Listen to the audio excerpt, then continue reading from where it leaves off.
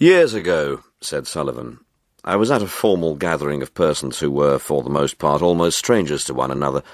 Some enormous committee had been formed. I've forgotten now what it was all about. There were at least 40 of us, and naturally they were going to subdivide it into smaller and smaller committees, you know, the kind of thing.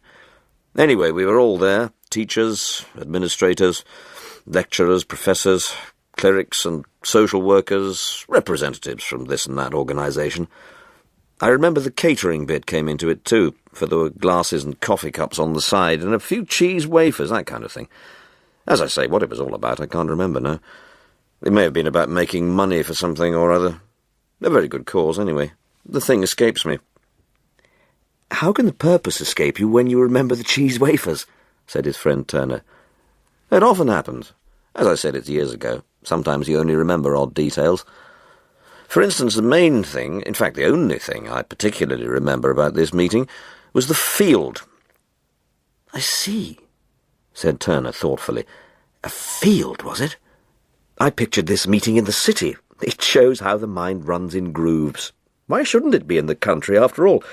Good idea, a picnicking committee." "But we were in a city," said Sullivan, "and in a large boardroom round a huge polished table. You must know the sort of place. They usually have portraits round the walls, going right back to Whigs, and often cups and medals in a glass case, donated to people for special services. Even now I can visualise right behind me on the sideboard this huge silver platter with dates on it." "Why dates, especially? Were they all Arabs? It was a meeting about North Sea oil, I suppose." "I'm talking about dates engraved in silver," said Sullivan, giving the month and year it was presented or something. "Anyway, you said a field interested you," said his friend. "Was it a picture of a field? You'd be unlikely to see one from a city window, I suppose, though I know there are places even in the centre of town where you can see green grass, and I'm very thankful to live in a city where that's still possible." "Wait a bit," said Sullivan. After the main discussion, the thing began to relax very slightly, if you can call it that. Professionals hate to be seen relaxing in public in case they're thought to be not absolutely on the ball. Being a mixed crowd, it was in fact rather sticky at first. People slowly began to ask one another what their professions, occupations, interests were. Oh, nothing personal, of course, good heavens, no. Women, wives, children, sex, salaries, job expectancy, life expectancy, and all the rest of it were kept strictly in the background. This meeting seemed a most secret society, as these things tend to be. The atmosphere was discreet, very cautious, intensely subdued. Afterwards a silence fell, and our chairman, a kind and charming fellow, leant forward and said courteously to someone at the opposite side of the table, "And your field, Mr. Peterson? Can you tell us something about that?" A natural enough question. Most of us had answered up reasonably and promptly to the field question. You remember the kind of thing. "At present I'm working with Dr. Snedden on demography and Roman genetics, but I've been asked to take over a rather broader field on my own in the autumn." Or I remember a rather melancholy and reserved young woman telling us that she was engaged in the study of psychometric techniques applied in tests of intelligence, temperament and personality, and the application of psychological methods to problems of human relations. Of course there were more direct answers. I remember one formidable woman barking out brusquely, "Waves and vibrations," without batting an eyelid, to be as brusquely echoed by the classical scholar beside her, who proudly uttered the word hexameters, and left it at that. One very young man from theology, looking little more than a schoolboy, promptly gave his field as Christian ethics as relating to marriage and the family, social and industrial life, war and peace. There was a fairly long pause after that. It seemed that this stripling had pretty much hogged the whole field of life for himself. A pause, then, until someone bravely chipped in that he was attempting to redress the balance between something or other on one side and something else on the other. I can't remember what the things were at this distance, I'm afraid. What I do remember was that, as luck would have it, poor fellow, we never heard the outcome of the balancing business because, as he leant back rather sharply to demonstrate it, one whole leg of the chair split under him. It wasn't enough to throw him or even stop him talking. You'll agree, I think, that very little stops talk in our particular fields, except perhaps a +5 on the Richter scale earthquake. but I will admit it was unsettling, particularly the sudden splintering crack of wood. Such things are supposed to break the ice, I suppose, but I doubt if this chap wanted any ice broken on his behalf, and it wasn't long before he rose to his feet with those familiar words, "My apologies, but another meeting to attend." Well, as I've told you, eventually our chairman leant across the table to this man, Peterson, a solid-looking person with a lined brown face and those keen, very pale blue eyes that are romantically supposed to belong to the seafaring kind, though they are as often to be found amongst city businessmen and just as commonly seen in computer technicians as in bird-watchers.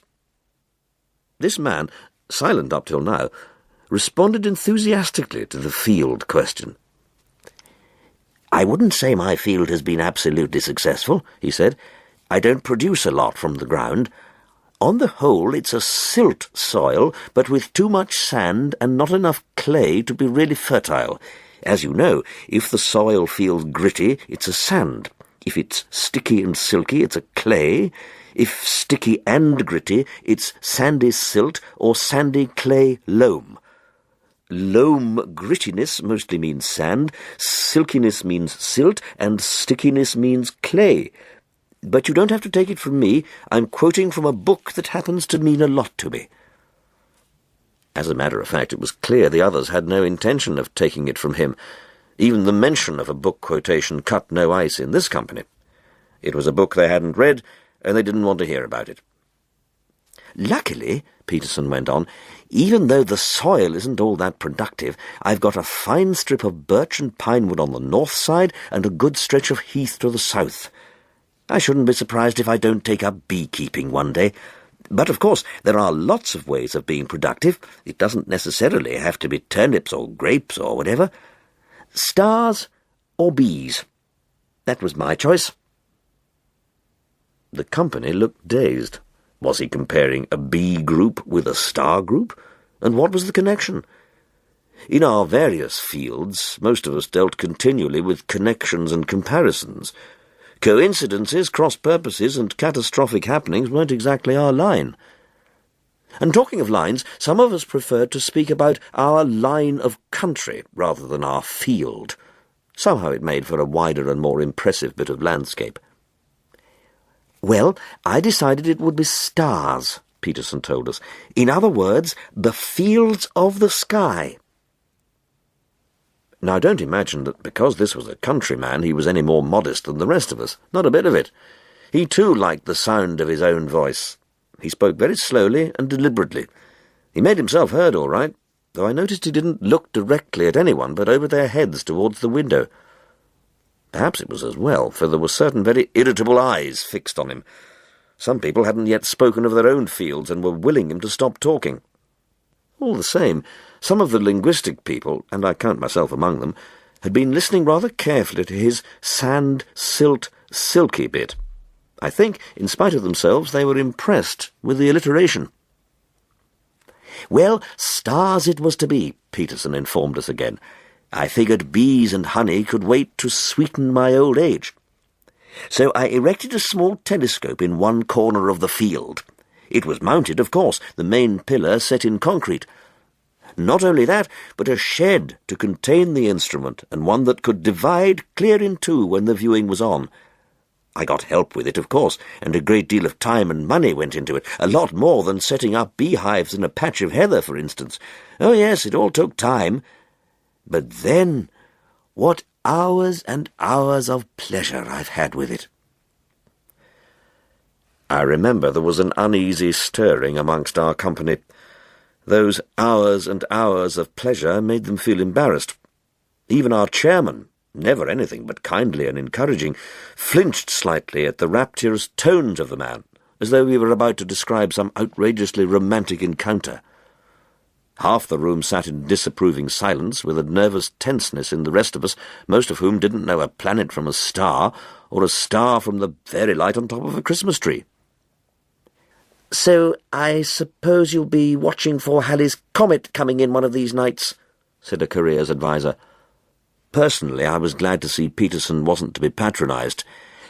"Not due for a long time yet," he replied. "I've no intention of sitting out there for a couple of years. And it doesn't whiz past like a firework on Guy Fawkes night, you know." The adviser sat still under the reproof, drawing on her warm gloves, as though ready to sit it out herself through all the winter nights as punishment.